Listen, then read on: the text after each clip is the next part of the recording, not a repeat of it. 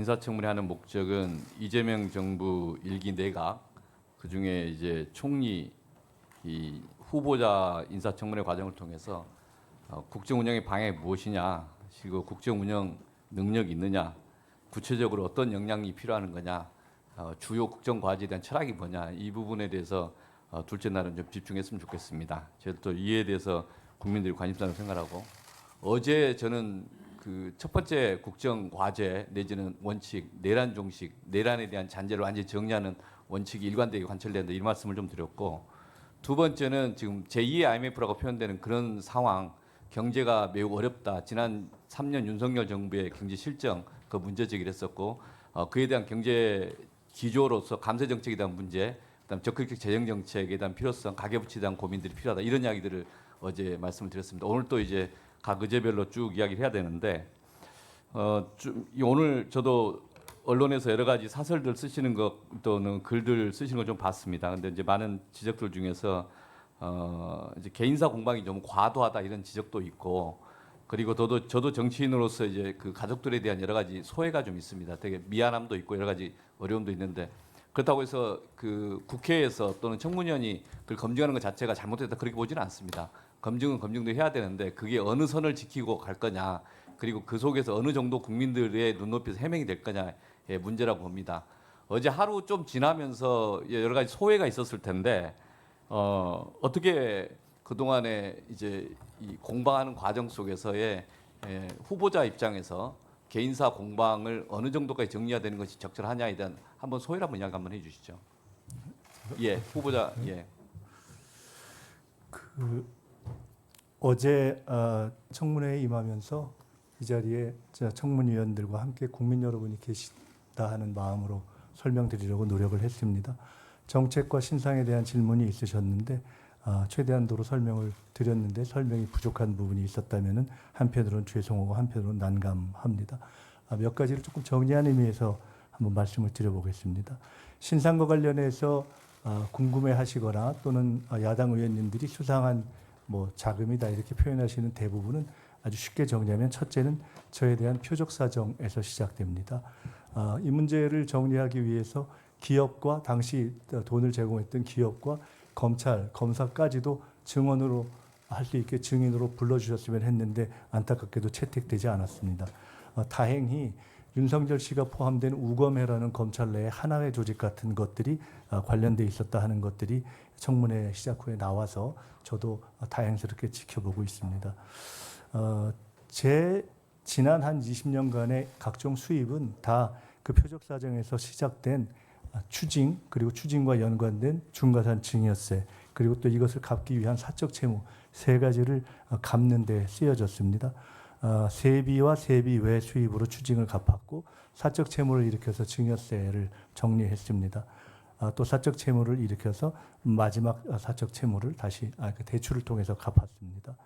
축의금, 조의금, 두 권의 출판 기념회 등등이 있었습니다. 사적 채무는 지인들에게 매우 투명하게 빌려서 다 갚았습니다. 세비도 매달 500 내지 700 정도로 해서 아마 국내에서 평균적으로 아주 드물 정도로 추징금을 다 완납을 했습니다. 출판기념회와 축의금, 조의금 등은 평균 출판기념회는 권당 5만 원 정도의 축하금을 받았던 것으로 생각이 되기 때문에 국민 여러분들 일반의 눈에서 봐서는 큰 돈이지만은 평균으로 봐서는 그다지 과하지는 않을 수도 있다 이렇게 생각됩니다. 장모님에게서 지원을 받지 않았다면 더 좋았겠지만은 저도 이번에 알게 됐는데, 제가 부족한 것 때문에 아내가 장모님으로부터 일정한 지원을 그때그때 받았고, 다행히 이것은 다 계좌를 통해서 받거나 또는 그때그때 카드값이 없어서 돈을 이렇게 빌려서 다시 그 통장에 채워넣는 것이어서 종합하면 사실은 완전하게 다 투명하게 드러나는 지원금입니다.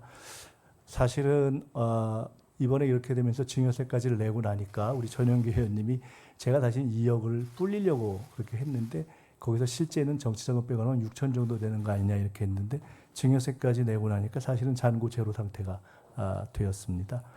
출판기념회 자료를 내야 되는가? 낼 수도 있죠. 그러나 저는 한편으로는 정치 신인들, 한편으로는 정치 전체에 대한 또 저의 어떤 책임을 생각하지 않을 수가 없었습니다. 야당의 의원들, 야당의 대표들도 출판 기념을 했고 그것을 전혀 재산 공개나 신고에 반영하지 않았다는 지적이 있는 상황에서 제가 임의로 출판 기념회의 비용을 다 공개하는 것이 과연 적당한가에 대한 원칙의 문제를 고민할 수밖에 없었습니다. 결론적으로 저는 내야 할 것은 다 내고 털릴 만큼 털렸다 이렇게 생각을 합니다.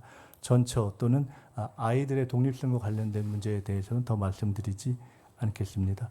한 가지만 어제 말씀 중에 제가 마지막에 주진우 의원 부분에 대해서 말씀드린 것은 이미 과정 중에서도 드러났고 그 이전에도 드러났지만 그 이전에 공개된 자료만을 가지고도 몇 해 동안 분산돼서 전혀 한 해에 6억을 모아서 장롱에 쌓아놨다고 볼 수 없는 것이 누구의 눈에나 명백한 돈을 가지고 장롱에 쌓아놓은 것처럼 어떤 분들은 제2의 논두렁시계라고 표현할 수 있는 것을 프레임을 만들어서 계속 지적하시고 그것이 공당인 국민의힘에 의해서 현수막이 붙여지고 있는 상황이어서 청문회의 의미 자체가 무색해지는 것이 아닌가 싶은 걱정이 들어서 이런 방식은 과거에 봤던 정치검사들의 조작에 해당하는 경우에는 모르겠지만 청문회에서 통상적인 국회의원들이 하는 것은 아닌 것 같다.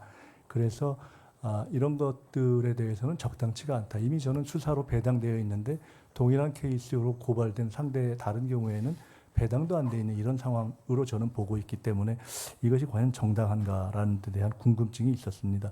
무한 입증을 요구받는 부분에 대해서는 무한 입증을 하겠으나 적어도 소명된 부분에 대해서는 인정이 필요하고 그리고 명백하게 의도를 가지고 아닌 프레임을 가지고 하는 저는 어제는 죄송하게도 조작질이라는 표현밖에 쓸 수가 없었는데 아직까지는 더 이상의 표현을 발견하지 못했습니다. 그런 낭패감을 해결하기 위해서 노력하겠고 위원장님께 필요한 자료를 또 말씀 주시면 적절하게 제공하겠다는 말씀을 다시 드립니다.